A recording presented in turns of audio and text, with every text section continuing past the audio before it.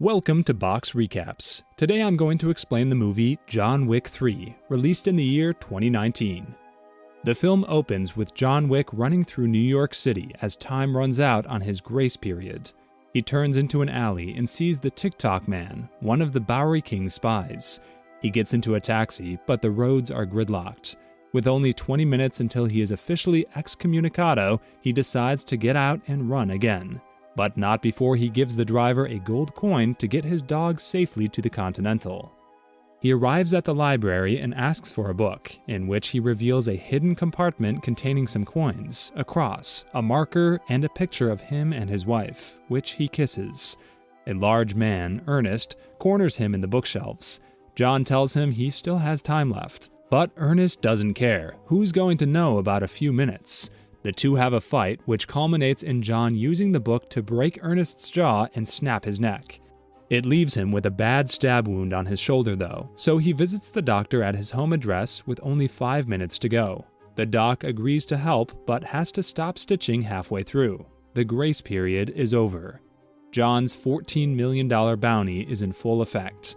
After stitching himself up and taking some pills, John shoots and wounds the doc at his request to persuade the high table that the doc obeyed the excommunicado order. John leaves and is immediately set upon by a wave of assassins. They corner him in an antique arms shop, so John uses the old weaponry to kill them in a vicious series of fights involving all kinds of antique knives. John emerges into the street and is set upon by more assassins. They follow him into horse stables, where John uses the horses and their powerful kicks to kill several foes. He leaves the stables on horseback, but is followed by 2 men on motorcycles. John kills them both from horseback. John's bounty is raised to $15 million. John arrives at a theater where he is told to empty his pockets and remove his belt. He meets with the director and asks for her help by presenting the cross he picked up from the library.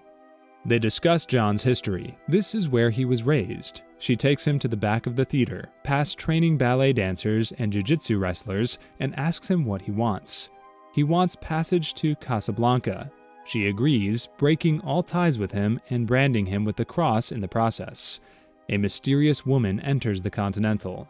She slides a coin over to Sharon, who informs Winston, the manager, that an adjudicator is here to see him. After asking to see Santino's body, the adjudicator informs Winston that he must step down from his position due to the fact that he allowed John to live after spilling blood on Continental grounds. The Bowery King is visited by the adjudicator. He tells her that he is honoring the excommunicado. However, she informs him that no one is free from the High Table's rules, and that he must leave town because he gave John a gun, knowing what it would be used for. He laughs in her face, claiming that he cannot step down from the throne because he is the throne. John arrives in Casablanca. Almost immediately, he is set upon by 3 knife-wielding foes. One is killed in the battle, but the fight is cut short by a man who informs them both that the manager has granted John amnesty. The assassin isn't happy and attempts to attack John, but the man shoots him. He and John go to Morocco's Continental Hotel, where John is taken to see the manager.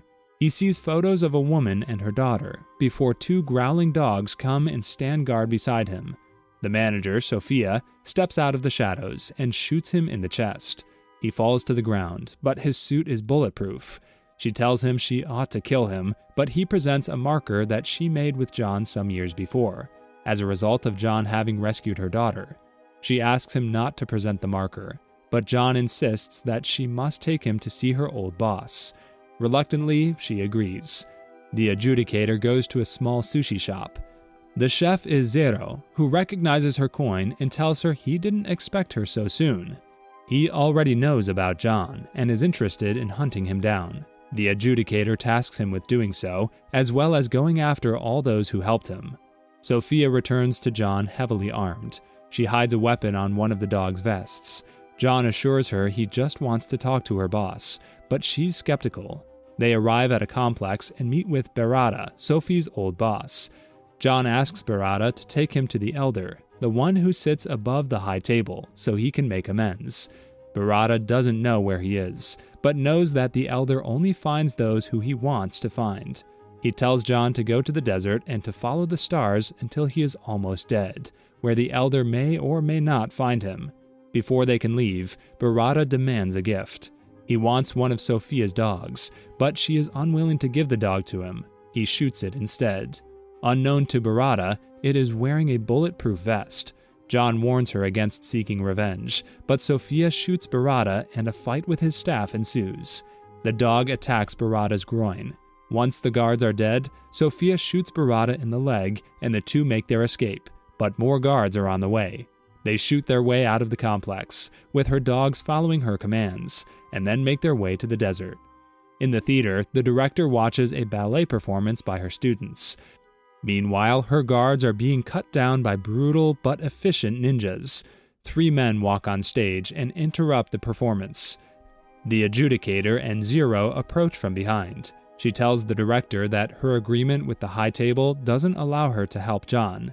She agrees to show her fealty. The adjudicator requires her penalty to be paid in blood. Zero runs his sword through both her hands, but leaves her alive. John and Sophia drive to the desert. John pricks his finger and signs the marker with his blood. Sophia's debt is fulfilled. Sophia gives most of the water to her dogs. She swills the rest in her mouth before spitting a mouthful back into the bottle. She tells John that he's going to die, either here or later down the line. John walks into the desert with the bottle and she leaves. He walks across sand dunes for a day and a night before he collapses. In the Bowery King's complex, the ninjas brutally cut down many guards. Zero and the adjudicator approach the Bowery King on the roof. He tells the adjudicator that he's willing to show fealty, but she says that he has had his chance. He is defiant and sends his pigeon out of harm's way, before Zero deals him 7 cuts as punishment for the 7 bullets he gave John. The Bowery King falls to the rooftop. In the desert, a cloaked man comes across John. Then John wakes up in a tent. He is face to face with the Elder, who informs him that he has never seen a man so lost. He asks him why he wants to live. John says it is to remember Helen. So the Elder gives him a choice: die here or come back as the boogeyman again, remembering through death. He can never be out like he once was, but he can reverse the excommunicado. In exchange, he must kill Winston. John agrees and pledges fealty by cutting off his wedding ring finger and gives the ring to the Elder. The Elder accepts his pledge of fealty. He directs staff to help him prepare for passage back to New York and provides him with new clothes. Upon arriving in New York, John comes face to face with 2 assassins. However, they are cut down by some ninjas. The ninjas take John to see Zero. John and Zero are about to fight, but a line of schoolchildren interrupt them. John makes his escape, killing 2 motorcycle ninjas and taking a motorcycle. Zero and his ninja assassins chase John. On the freeway, while driving at high speed, John kills several sword-wielding opponents. Zero chases him into the city, but they both crash near the Continental. Since John has his hand on Continental grounds, Zero cannot kill him. Sharon takes John to a waiting room, and Zero follows. Here, he confesses how much of a fan he is. He tells John that they're the same, but John doesn't agree. John reunites with his dog, but tells him to sit and stay once Winston is ready to see him. Winston meets with John in a glass room used only when one needs to see what their opponent hides under the table. He knows John is here to kill him and prefers to be killed by a friend, but tells John that there is another way. He can pull the trigger and send his soul, forever becoming the boogeyman and working for the high table, or he can stand and fight against the high table, eventually dying as the man his wife loved. The adjudicator arrives to see if Winston will step down. He will not. She asks if John will kill him. He will not, so she declares the Continental deconsecrated.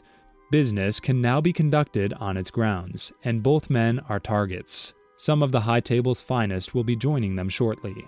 However, under the circumstances, Winston sees it fit to reinstate all of John's privileges. He'll need guns, lots of guns. John is shown to the arms room where he is told that the high table have improved their armor and is recommended a stronger caliber round. Winston locks himself in the arms safe while John, Sharon, and some loyal men go to fight the onslaught of high table goons. Their armor is tougher than anyone thought, so John has to get up close and personal. The adjudicator phones Winston, asking how long he thinks he can keep the defense up. He puts the phone down before she finishes speaking. Only John and Sharon survive the high table's first wave. They regroup in the arm safe, where Sharon introduces him to an armor-piercing shotgun. The second wave arrives, and John makes quick work of them, the shotgun able to blow their heads clean off. The adjudicator phones Winston again and asks if a parlay might be beneficial. He agrees. John makes his way to the glass room from before, where he is attacked by two ninjas and thrown through several glass displays. Eventually, he manages to kill both using their own sword. He makes his way upstairs, as Zero taunts him through the glass, but is attacked by two of Zero's best men. The shinobi get the upper hand and have the opportunity to kill John, but refrain from doing so to talk about the honor of fighting him. The fight resumes, and they knock John down again. As he struggles to get back up, they discuss him being out of shape because of his recent retirement. John takes off his belt and prepares it as a weapon. After a protracted third round, where a tired John resorts to groin kicks and ear slaps, John is able to perform a slam on an opponent that shatters the glass ground and sends them all crashing to the lower floor. The shinobi can't get up, but John can. He leaves to go and find Zero, who is on the upper floor. Zero and John have a long sword fight. Eventually, John gets the upper hand by using Zero's own disappearing trick against him. Even though he's badly bleeding, Zero keeps fighting until John shoves a sword straight through his chest. Worn out, both men sit together. Zero talks about how good the fight was, and tells John he will catch up to him. John says he won't. As John leaves, Zero slumps to the side, dead. Winston and the adjudicator are on the roof, having a parlay. She tells Winston that this was just the first wave, that more will come, and that the Continental will fall. Winston retorts by claiming he could take the Continental back. His ties go deeper than these walls. He is New York. John arrives as the adjudicator decides Winston's show of power was a show of fealty. She reinstates the Continental and him as manager, but tells him that something must be done about John. Winston agrees and shoots John several times. The bullets bounce off his jacket, but push him back until he falls from the roof, bouncing on various things which somewhat break his fall. Still, he hits the ground hard. The adjudicator is satisfied. As the adjudicator leaves, she decides she needs to check John's body. She re-enters the Continental and tells Winston the body is gone. She tells him that they do not want John Wick coming after them. Winston agrees and whispers, "Baba Yaga." The TikTok man wheels a cart as John's dog follows. He tips a battered and broken John out of the cart, who rolls to a stop in front of a makeshift throne.